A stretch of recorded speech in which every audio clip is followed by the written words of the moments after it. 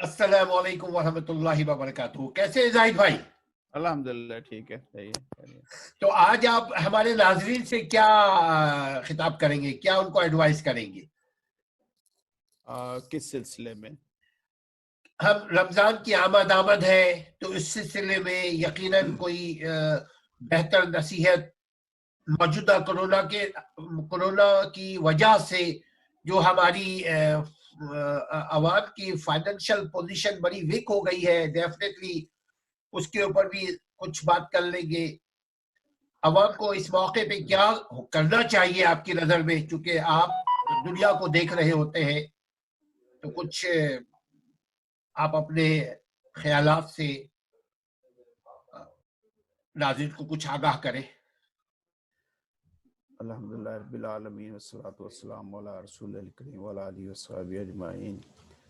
बस इस सिलसिले में मैं थोड़ी सी यही गुफ्तगू करूँगा कि रमज़ान की आमद है और ये एक अच्छा मौका भी है, कोरोना की वजह से मिल गया कि घर वालों को भी एक क्या कहते हैं कि इबादत के अंदर शामिल करने का एक बड़ा अच्छा मौका है। वैसे तो आदमी काफ़ी सारा टाइम बाहर गुजार देता है, लेकिन इस रमज़ान में ख़ास तौर पर समझ लें कि अल्लाह का ख़ास करम हुआ कि जो है ना घर वालों के साथ एक इंटीमेशन का मौका मिल गया। और ये है कि कुरान पाक की ख़ास तौर पर रमज़ान के अंदर तर्जमे तफसीर के साथ गुफ्तगू करनी चाहिए और फिर बाजमात नमाज का घर में एहतमाम करें और स्पेशली अजान दे के, तो हर नमाज के टाइम अजान दी जाए ताकि घरों में भी अल्लाह ताला की बरकत हो जाए। जैसा कि हजूर सल्लल्लाहु अलैहि वसल्लम फरमाया कि नफली इबादत अपने घरों में करो ताकि उसको कब्रिस्तान न बनाओ, है ना।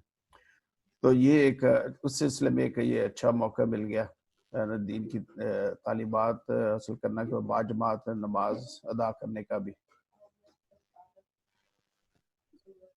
हाँ, ये तो आप बात कर रहे हैं, सही है। ये अमेरिका, कनाडा, यूरोप वगैरह में ये है, लेकिन पाकिस्तान में इस मर्तबा इजाजत दे दी गई है 4-5 शुरूत के साथ, कंडीशंस के साथ, कि आप फासले के साथ रखेंगे, एक लाइन पे 5 लोगों से ज्यादा नहीं होंगे, एक नमाजी से दूसरे नमाजी तक 1 से 2 फीट तक का फासला होना चाहिए, इमाम और मुक्तदी के दरमियान भी 2 फीट का फासला होना चाहिए। तो पाकिस्तान के हवाले से भी मैं यही कहूँगा कि वहाँ भी इस तरह का मौका मिल सकता है, क्योंकि उन्होंने जो रिस्ट्रिक्शन लगाई हैं उसको मद्देनजर रखते हुए सारे लोग नहीं जाएंगे मस्जिदों में। उन्होंने कहा कि बूढ़े नहीं जाएं, बच्चे नहीं जाएं, औरतें नहीं जाएं और जो बीमार हैं वो नहीं जाएं, ठीक है। तो उनको भी काफ़ी मौका मिल सकता है कि वो घर में करें। फिर आजकल मीडिया में भी काफ़ी सारे लोगों को इन्फॉर्मेशन मिल गई फिर, और हुकूमत पाकिस्तान में भी यही कहा कि घर में तरावी की नमाज का एहतमाम करें। तरावी घर में पढ़ने के लिए कोई ऐसी नहीं है चीज़ कि आप पाबंदी है कि आप ज़रूर मस्जिद में आएँ। उन्होंने ये लोगों को कहा कि आप घर में भी एहतमाम करें तरावी का। तो वहाँ उनको भी इसी अपॉर्चुनिटी की मिल गई। और ये है कि ज़रूरी नहीं कि आदमी जो है बस मस्जिद में ही जाए, या ये हो सकता है कि फ़र्ज नमाज मस्जिद में पढ़ के तो वो तरावी आके घर में भी पढ़ सकता है, अपनी एक घर वालों की जमात के साथ तरावी पढ़ सकता है। जिसको कुरान पाक ज़्यादा आता हो, जिस बच्चे को सूरतें ज़्यादा आती हों, तो वो उसको इमाम बना दिया जाए। और फिर यह है कि सूरतें याद कराने का भी एक मौका मिल सकता है कि छोटे बच्चों को आप जो छोटी छोटी सूरतें याद कराते जाएं, फिर कहें कि आपसे जमात करानी है तो वो जमात भी करा सकता है। इस वजह से उनको या वहाँ भी एक अपॉर्चुनिटी है। यानी इस मसले मसाइल से भी हम कुछ ना कुछ सीख सकते हैं। आपका कहना यह है कि इसी बहाने घर में एक नूरानी माहौल पैदा हो जाएगा जी जी। और घर बाबरकत, और घर में कुरान की तिलावत से शयातीन का भागते हैं। हाँ जी, घर में भी खैर बरकत होगी। जहाँ भी अल्लाह का जिक्र किया जाएगा وہاں پر شیطان تو دور دور بھاگے گا. اور پھر جیسا کہ حدیث میں حضور صلی اللہ علیہ وسلم فرمایا کہ نفلی عبادات اپنے گھروں میں کرو, اپنے گھروں کو کیا کہتے ہیں کہ وہ قبرستان نہ بناؤ. تو وہ حدیث کو ویسے تو کوئی میرا خیال پوری نہیں کرتا تھا, اس کے اوپر پابندی. تو اب جو ہے ایک موقع بھی مل گیا ہے اس حدیث کی پابندی کرنے کا بھی. تو پہلے تو لوگ فرض نماز, نفل نماز ساری مسجد میں ادا کرتے تھے, تو اب ان کو اس حدیث کے اوپر عمل کرنے کا بھی موقع مل گیا. تو وہ حدیث کی روح تو یہی تھی کہ تاکہ اپنے گھروں کو آپ عبادت سے آباد کریں, اللہ کا ذکر گھروں میں بھی ہو تاکہ شیطان دور ہو, اللہ کی رحمتیں, اللہ کے فرشتے نازل ہوں. جہاں بھی اللہ کا ذکر ہوگا وہاں فرشتے نازل ہوتے ہیں, اس محفل کو وہ گھیرے میں لے لیتے ہیں. جو بھی آدمی دعائیں کرتا ہے تو وہ اللہ کے ہاں جا کے وہ بتاتے ہیں کہ یہ بندہ جو ہے نا یہ دعائیں کر رہا ہے اور اس سے وہ بچ رہا ہے. تو اللہ تعالیٰ نے فرمایا کہ ایک لمبی حدیث ہے جس کا مفہوم میں بیان کر رہا ہوں. تو وہ پھر اللہ تعالیٰ فرمائیں گے کہ ٹھیک ہے, جو یہ مانگ رہے میں وہی ان کو دوں گا. سبحان اللہ. اور اس سلسلے میں عوام کو اس کے علاوہ کوئی سماجی, معاشرتی, سوشل رسپانسبلٹی بھی ہے کوئی رمضان کے موقع پہ, یا خالی تراویح پڑھو, روزہ رکھو, گھر میں سو جاؤ, کیا؟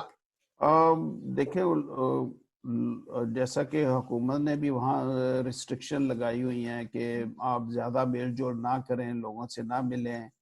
تو آپ خاص طور پر اپنے گھر میں ہی افطاری کا بھی اور سحری کا بھی اپنے گھر میں ہی آپ اچھے طریقے سے اہتمام کریں, بلکہ سب خاندان والے مل جل کے, فیملی والے مل جل کے یہی ساری چیزیں اہتمام کریں اس چیز کا. اور ضروری نہیں ہے کہ آپ لوگوں کو انوائٹ کریں یا آپ کہیں اور جائیں, آپ اپنے گھر میں رہ کے کر سکتے ہیں. اور اگر کسی کی آپ نے مدد کرنی ہے تو اس کو آپ پیسوں کے ذریعے سے مدد کر سکتے ہیں, یا اگر آپ کے پڑوس میں کوئی سمجھ لیں کہ ایسا بندہ ہے کہ جس کے گھر میں کھانا بھی نہیں پکتا, تو آپ پکا کے بھی اس کو جا کے دے سکتے ہیں, یا اس کو پیسے سے مدد کر دیں, وہ اس کو خرید کے اناج خرید کے اپنے گھر میں وہ پکا سکتا ہے. یعنی مختلف طریقے سے مدد کر سکتے ہیں, اور ضروری نہیں کہ آپ خود جائیں یا آپ کے پاس کوئی آئے, یہ ضروری بھی نہیں ہے اس میں. تو پھر کیسے مدد کریں گے اگر خود نہیں جائیں گے, کچھ پکا کر کے لے مالی کے؟ مالی مدد کر سکتے ہیں, آپ مالی مدد کر سکتے ہیں اس بندے کی. یعنی اس کو پھر پیسے کیا ایزی لوڈ کے ذریعے پہنچایا جائے؟ نہیں, پیسے تو ایزی, آج کل تو آن لائن بھی سارا ٹرانسفر کا سسٹم ہے, وہاں اس طریقے سے بھی کر سکتے ہیں. کسی کو آپ کیش بھی بھیجنا چاہے تو کیش بھی بھیج سکتے ہیں, ہے نا. جس طریقے سے بھی کسی کو سہولت ہو. ہر ایک بندے کا اکاؤنٹ بھی نہیں ہو سکتا, ہر بندہ وہ کوئی انٹرنیٹ سے وہ ریلیٹڈ بھی نہیں ہے. تو کئی ایسے لوگ ہیں ہمارے غریب غربا جن کے پاس یہ سیل فون وغیرہ یا بینک اکاؤنٹ بھی نہیں ہے, تو مالی مدد کیش کے ذریعے بھی کر سکتے ہیں آپ. تو یہ آپ ایڈوائز کرتے ہیں کہ لوگوں کی مدد بھی کرو اور اپنی جان بھی بچاؤ گھر میں بیٹھ کر. ہاں جی. اس کے علاوہ بھی کوئی اگر ایڈوائز آپ کرنا چاہیں اس مقدس موقع کی؟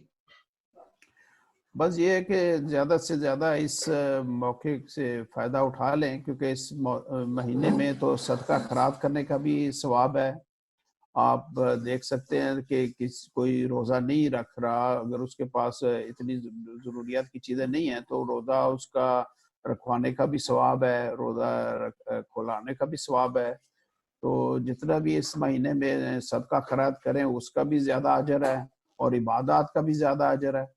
ہر طریقے سے جو بھی نیکی کے کام ہوں اس کے سب کے اندر اس ماہ مبارک میں زیادہ ثواب ہے. ہر طریقے سے کوئی بھی نیکی کا کام کریں آپ.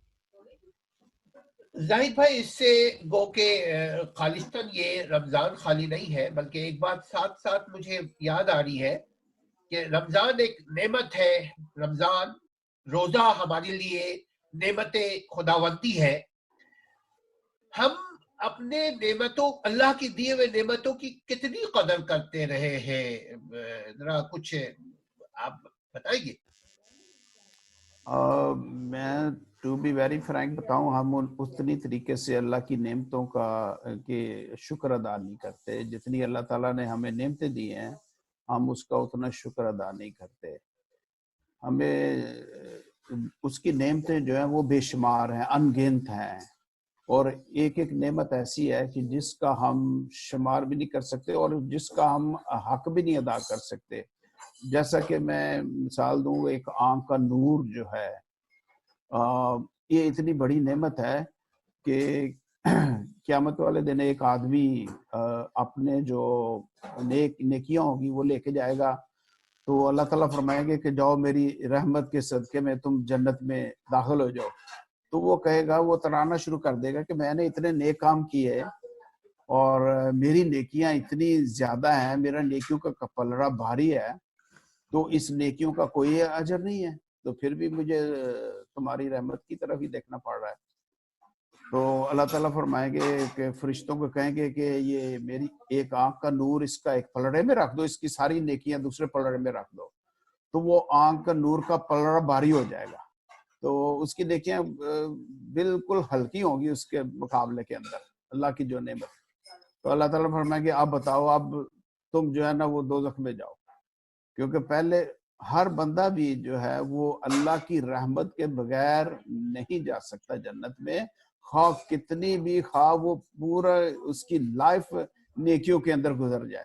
تو ایون حضور صلی اللہ علیہ وسلم نے بھی فرمایا کہ میں بھی اللہ کی رحمت کے بغیر جنت میں نہیں جا سکتا. تو ہم اللہ تعالیٰ کی جو نعمتیں ہیں ان کا شمار نہیں کر سکتے، اور ہم اس کا جو ہے نا صحیح طریقے سے شکرانہ بھی نہیں ادا کر رہے جس طریقے سے ہمیں ان کا شکر ادا کرنا چاہیے. جیسے ہماری پیدائش ہوئی، ہمارے جسم میں ساری چیزیں سلامت ہے، آپ کا مطلب یہی ہے نا کہ جیسے آنکھ کا اشارہ ہے؟ ہاں جی، میرا کہنا کا مقصد ہے کہ جو بھی اللہ تعالیٰ نے جیسے دیکھنے کی صلاحیت، سننے کی صلاحیت، اعضاء ہمارے اللہ تعالیٰ نے سارے محفوظ رکھے ہوئے ہیں، سونگھنے کی صلاحیت. تو یہ دیکھ لیں ہمارے ارد گرد کے جو معاشرے کے اندر لوگ ہیں، کئی جو معذور لوگ ہیں، ان کے اندر دیکھ لیں اللہ تعالیٰ نے کیا کمیاں کا کمزوریاں رکھی، لیکن ہمیں اللہ تعالیٰ نے ساری صلاحیتیں دی، ساری چیز دی، تو ہمیں زیادہ سے زیادہ اس کا شکر ادا کرنا چاہیے. اور ساتھ ساتھ آپ نے وہ جو بات کی کہ دیکھیے ایک شخص جب اپنی ایک ناشکری کیا اس نے، پھر اللہ سبحانہ وتعالیٰ نے اس کے آنکھ کو نکال کر ایک پرلے پہ رکھا کہ دیکھو تمہارے پاس یہ اتنی بڑی نعمت اور تم پھر بھی ناشکراپن کر رہے ہو. جی. تو آج آپ کا یہی پیغام ہے کہ ناشکرے پن سے بچو، اور جو بھی اللہ نے ہم کو، آپ کو، ان کو دیا ہے وہ خود بھی اس سے انجوائے کرو، اور اپنے غریب رشتہ دار، اپنے پڑوسی، اپنے احباب، اپنے جاننے والے اور فقیر و فقراء کو بھی اپنے مال میں شیئر کرو. تب ہاں جی، دیکھیں جو اللہ تعالیٰ نے نعمتیں دی ہیں وہ ان کی ڈفرینٹ طریقے سے ہر بندہ انالائز کر سکتا ہے. ضروری نہیں مال و دولت ہی ہو، اگر وہ جسمانی طور پر صحت مند ہے تو وہ لوگوں کے کوئی ایسے کام کر سکتا ہے کہ جو ان کو مطلوب ہوں، کہ جو کہ جسمانی طور پر نہیں کر سکتے، وہ ان کی ہیلپ کر سکتا ہے. اور پھر یہ کہ ایک حدیث میرے ذہن میں آ رہی ہے کہ آپ نے فرمایا کہ ایک کمزور مسلمان، ایک طاقتور مسلمان کمزور مسلمان سے بہتر ہے. تو وہ اس میں یہ نہیں کہ آپ پہلوان ہو تو پھر ہی آپ طاقتور ہو سکتے ہیں. ٹھیک ہے، اگر آپ کے پاس اللہ تعالیٰ نے صلاحیت دی ہے مال و دولت کی تو آپ ایک طاقتور مسلمان ہیں. اگر آپ کے پاس اللہ تعالیٰ نے صلاحیت دی کہ قلم کی، کہ آپ قلم سے اللہ کا پیغام پہنچا سکتے ہیں، تو آپ ایک طاقتور ہیں اس کی نسبت جس کو قلم کی طاقت نہیں دی. اگر آپ کا دماغی صلاحیت اللہ تعالیٰ نے اس نہج پہ دی ہوئی کہ دوسروں کو وہ صلاحیتیں نہیں دی ہوئی، تو آپ اپنے دماغ کی صلاحیتوں کو بروئے کار لا کے تو اللہ کے دین کے لیے اس کام کر سکتے ہیں. آپ کو بولنے کی طاقت دی ہوئی ہے، آپ کو سمجھنے سوچنے کی طاقت. ہر لحاظ سے، جس لحاظ سے بھی ایک مسلمان جو ہے وہ طاقتور ہے، وہ ایک کچھ کاریگری کی طاقت دی ہوئی ہے اللہ تعالیٰ نے، وہ اپنی کاریگری کے ساتھ لوگوں کی ہیلپ کر سکتا ہے. تو کوئی بھی جو بھی اللہ تعالیٰ نے کسی بھی مسلمان کو جو بھی صلاحیت دی ہو وہ اس کو بروئے کار لا سکتا ہے، ضروری نہیں مال و دولت. سبحان اللہ. اس رمضان کے موقع پہ یہی ہم سب کا پیغام ہے کہ ناظرین اپنے گھر والوں کا، اپنے تمام لوگوں کا، وہ جو آپ سے کمتر ہے خواہ جسمانی اعتبار سے یا پیسے سے یا علم سے، آپ ان کی ضرور مدد کریں، چونکہ رمضان میں غالباً ایک کا کتنا زیادہ ثواب حاصل ہوتا ہے؟ 70% سے زیادہ ثواب ہوتا ہے. اب دیکھیں اس موقع سے فائدہ ہم سب کو اٹھانا ضرور چاہیے کہ ہم اس موقع پہ اپنے لوگوں کا خیال رکھیں. اسی بہانے ہمارے رمضان میں ان کا بھی رمضان اچھا گزر جائے گا. چونکہ آپ کو پاکستان سے نکلے ہوئے کتنا عرصہ ہو گیا اپنا زاہد بھائی؟ میں 1983 سے نکلا تھا، سعودی عرب گیا، وہاں 18 سال رہے، پھر ادھر 2001 میں ادھر آیا. اللہ اکبر. اس وقت سے اب تک زمانہ بہت بدل گیا ہے، لیکن آپ شہر لاہور کے کسی وقت ناظرین ہم زاہد بھائی کی اپنی آپ بھی پوچھیں گے. آپ لوگوں بڑا انٹرسٹنگ ہے، کبھی کبھار ہم سنتے ہیں، ہمیں بڑا مزہ آتا ہے. انشاءاللہ. اب اگر کوئی آخری کلمات زاہد بھائی عوام کے لیے کچھ کہنا چاہے تو بسم اللہ. بس ایک بات آخر پہ میں یہی کہوں گا کہ رمضان کے مہینے میں جب آدمی قرآن پاک کا مطالعہ کرے، احادیث کا مطالعہ کرے، تو بغیر کسی فرقے کے ذہن کو صاف کر کے اور یہ دعا کرے یا اللہ مجھے سیدھی راہ دکھا، ذالک الکتاب لا ریب فیہ ھدی للمتقین، یہ وہ کتاب ہے جو جس میں کوئی شک نہیں اور یہ ہدایت پانے والوں کے لیے ہے. اس سے وہ ہدایت لیں گے جو اس سے ہدایت لینا چاہتا ہے. تو اگر ذہن میں 100 طرح کے سوالات ہوں اپنے ہی فرقے کے، اور یعنی جو آباء و اجداد نے کیا ہو، وہ 100 طرح کی ذہن میں چیزیں ہوں، تو پھر اس سے صحیح رہنمائی نہیں مل سکتی. اس کو وہ بھی اگر ذہن میں ہو، لیکن آپ کے اندر ایک کشمکش ہو کہ بھی میں سچائی کی تلاش کرنی ہے، میں نے سچائی کو ڈھونڈنا ہے، تو پھر اس کتاب کا مطالعہ کریں، تو اللہ تعالیٰ ضرور آپ کے لیے راہ ہدایت کے دروازے کھول دے گا اور ضرور آپ کو سچائی تک پہنچا دے گا انشاءاللہ تعالیٰ. انشاءاللہ تعالیٰ. ہاں جی خالد بھائی. اچھا. تو ناظرین ایک بڑی مزے کی بات میں بتا کر بند کرتا ہوں، اپنی بات کو ختم کرتا ہوں کہ مجھے دین پر لانے والا یہی متبر شخص اللہ انہیں ان کے بچوں کی خوشیاں انہیں نصیب فرمائے. میں عام سا انسان تھا، وکالت کے پیشے سے تھا. ہمیں انہوں نے جو ابھی آپ کو مشورہ دے رہے ہیں نا کہ فرقوں سے ہٹ کر، انہوں نے ایک مشورہ اور بھی دیا آپ کو کہ قرآن کو ترجمے اور تفسیر سے ڈیٹیل سے پڑھو. یہی ہے نا؟ ہاں جی. تو ہمیں بھی انہوں نے یہی کہا تھا. سب سے پہلے مجھے عجیب سا لگا تھا کہ یہ تو بزرگوں کا کام ہے، علماؤں کا کام ہے، لیکن جب انہوں نے بولا میں نے ان کی بات مان لی اور یقین کریں کہ میری زندگی بدل گئی. آپ بھی ان کی بات کو سیریس لیجئے گا. میں ریکارڈ میں یہ بات کر رہا ہوں. اللہ سبحانہ وتعالیٰ سے بھی میں دعا کرتا ہوں ان کے لیے، ان کی فیملی کے لیے، کہ اللہ ان کو اس کا اجر جمیل عطا فرمائے. ناظرین اب تک اگر آپ نے سبسکرائب نہیں کیا تو سبسکرائب کر لیجیے تاکہ ہر آئندہ آنے والی ویڈیو بھی آپ دیکھ سکیں. اسی کلمات کے ساتھ جہاں رہیے خوش رہیے، اپنے لوگوں کو کا بھی خیال رکھیے، اور اسلم پرویز کو اور زاہد بھائی کو اجازت دیجیے. السلام علیکم ورحمۃ اللہ.